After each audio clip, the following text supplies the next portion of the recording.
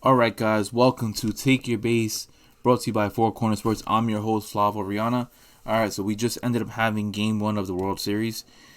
Kevin Cash of the Tampa Bay Rays threw out Tyler Glasnow, and Dave Roberts of the LA Dodgers ended up throwing out Clayton Kershaw. So in the last video that I ended up posting, I predicted the Rays were going to win Game 1. I was sadly wrong.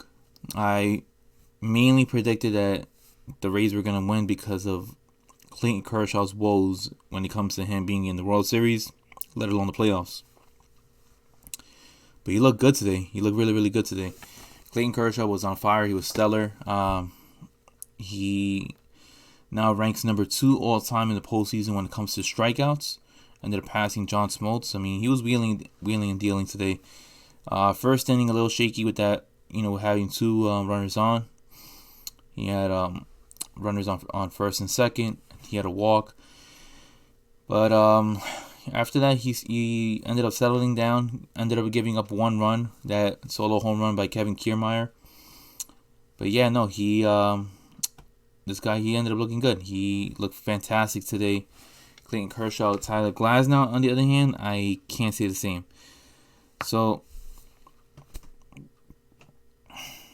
like I said before, the Dodgers have an outstanding lineup, and this is what they needed to do. They needed to attack Tampa's starting pitching early in order to set the tone. That's what I said in the previous video. That's what ended up happening now. And boy, I mean, I felt bad for Tyler Glasnow. He'll be able to bounce back in the next game that he pitches. And same thing with Kevin Cash and the Tampa Bay Rays. But when you make a trade, what the Dodgers did this past offseason in acquiring Mookie Betts, you make a trade for Mookie Betts so he can have games like this. When the lights are bright, the biggest stage on, it's the only game in MLB that's being shown because you're pretty much in the finals at this point. And Mookie Betts, is shining right now. Mookie Betts ended up doing something that is being spoken all over Twitter. I mean, he ended up stealing 2 bases in the 5th inning. He got a walk, stole 2 bases, stole second, and then after that, they ended up doing a double steal, and obviously Mookie Betts ended up stealing 3rd. But yeah, no, I was very, very impressed. I mean, that wasn't the only thing. I mean, look, I can't think of another person that has done it, but I think if I might have to do some research, I'm probably not going to end up doing it. But Mookie Betts I believe he's the first player to ever give this great country of ours free tacos, twice.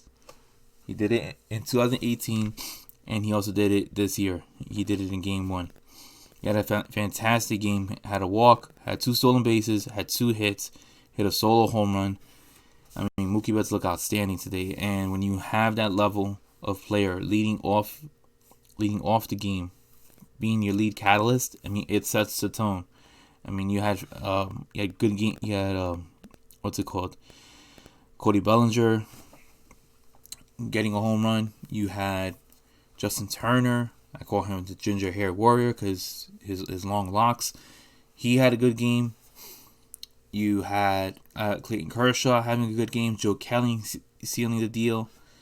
So the Dodgers were just hitting on cylinder. I mean, that 5th inning was pretty much the annihilation right there. That was a dagger in the hearts of all Tampa Bay Rays fans, and obviously the Tampa Bay Rays. So yeah, I mean, I was very, very intrigued on seeing what happened. I mean, the game was not as close as what the score is showing. The Dodgers ended up winning 8-3 for Game 2. They haven't announced who the Dodgers are throwing out there, but the Rays are throwing out Blake Snell. I know in the previous video I said Ian Snell, and I'm so sorry about that. Ian Snell was a former pitcher of the Pittsburgh Pirates. He is nowhere near the caliber of a pitcher that Blake Snell is. So I apologize about that. Somebody had pointed it out towards me, and I didn't realize it until later on after I had published the video. But yeah, Mookie Betts, I mean, look, man, I know some Red Sox fans are not happy that Red Sox management, the GM ownership, they didn't want to pay Mookie Betts that extra income. I mean, that the extra money for, for him to stay. But why would you not, keep who is possibly, if not, cemented the second best player in all of baseball? Obviously, we know that Mike Trout is number one. Mookie Betts is right behind Mike Trout. Maybe not as close as people think, but he is really, really good. All right, he's the second best player in all of baseball, and that's hands down, in my opinion. You have Cody Bellinger, who, in my opinion, is a top 5 player in all of baseball. So you got 2 of the top 5 players playing on the same team. It's just a recipe of greatness right there. So is Mookie Betts gonna be able to carry this type of momentum into Game 2? I already predicted that he was going to be World Series MVP. Did I expect this type of performance in Game 1? No, I did not. But will he be able to carry this into Game 2? Now, I don't think he's going to get 2 stolen bases again. But yeah, I'd probably say that he might go 2 for 4. Maybe a double and a single. Probably driving one RBI. Score maybe a run. But Tampa right now, they have to make sure that Blake Snell gives them good quality innings. If he can go deep into the innings, that's great. Look, the only thing right now that I can say is that works in Tampa's favor is that bullpen is fresh. That's the bullpen. What's it called? The bullpen was used, but Kevin Cash didn't really have to use a lot of his best pitchers out of that bullpen, so they're fresh. That's what I meant to say. Blake Snell needs to at least pitch 7 innings. Give the ball to Nick Anderson, or into the 8th inning, and then Castillo in the 9th, or whatever Kevin Cash wants to do.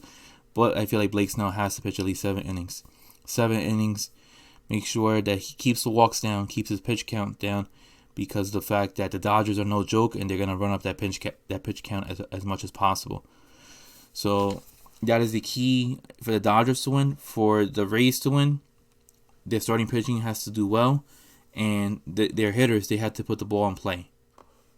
That 7th inning was very, very crucial for the Rays. I mean, they had a chance of even scoring 2 more runs. They ended up scoring 2 runs in the 7th inning by Joey Wendell. I know Kevin Kiermaier had gotten hit. So, but that line drive that turned into a double play, hit off of Mike Zunino. That was a dagger right there too. That was another dagger, and I felt like that was the best possibility for the Rays to possibly get close to making this as interesting as possible. But it was already a little too late at this point.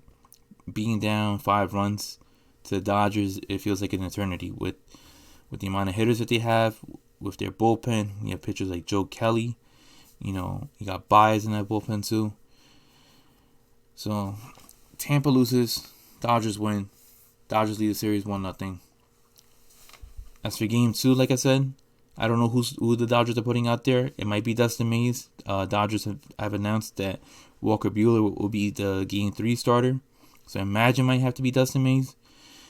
But if I had to give a prediction right now, based on what I saw so far, I might be president of the moment. I might have to say that Dodgers are going to win Game 2. Maybe something around the score of 5-3. I don't think it's going to get, as high as anything more than 6 runs. But I say 5-3. I don't think there's going to be no blowout or anything like that. The Rays are going to try to keep it close, but it's going to be too much offensive firepower that the Rays are going to be dealing with. But if the Rays are able to snag a lead, in the early goings of the game, then it gets really, really interesting to see how everything develops. Because, like I said, Kevin Cash likes to play chess with human beings, and you don't want the Rays to get the lead first. All right, whether it's a 1-run lead or 2-run lead, give the Rays, a lead first. Things are going to go bad in the direction of the Dodgers. Well, that's everything that I have to cover for Game 1. All right, thank you for tuning in to Take Your Base. I'm your host, Flavo Ariana, and I'm going to draw a video for tomorrow after my insights, my analysis, what I saw from Game 2, and my predictions for Game 3. All right, guys, you have a good night, and I'll talk to you guys later. Peace.